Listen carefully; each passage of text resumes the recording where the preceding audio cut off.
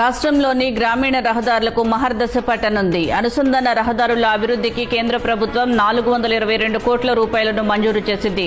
ప్రధానమంత్రి గ్రామీణ సడక్ యోజన 4వ దశ కింద 18 జిల్లాల్లో 347 కిలోమీటర్ల మేర 146 రహదారులను అభివృద్ధి చేయనున్నారు.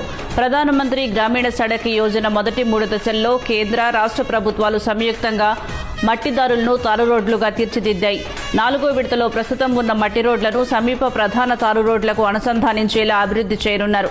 కేంద్ర గ్రామీణాభివృద్ధి మంత్రిత్వ శాఖ ఢిల్లీలో ఇటీవల నిర్వహించిన సమావేశంలో రాష్ట్ర ప్రతిపాదనలను పరిశీలించి 146 రోడ్లతో పాటు 19 వంతెనల అభివృద్ధికి 422 కోట్లు మంజూరు చేసింది. మొత్తం వ్యయంలో కేంద్రం 60%, రాష్ట్ర ప్రభుత్వం 40% నిధులను సమకూర్చనున్నాయి. రాష్ట్ర పంచాయతీరాజ్, ఇంజనీరింగ్ శాఖ ఆయా పనులకు త్వరలో టెండర్లు పిలవనుంది. మైదాన ప్రాంతాల్లో 500 మంది, గిరిజన ప్రాంతాల్లో 250 మందికి పైగా జనాభా కలిగిన ప్రాంతాల్లో 500 మీటర్ల కంటే పొడవైన రోడ్లను తారు రోడ్లుగా అభివృద్ధి చేసి సమీప ప్రధాన రోడ్లకు అనుసంధానిస్తారు.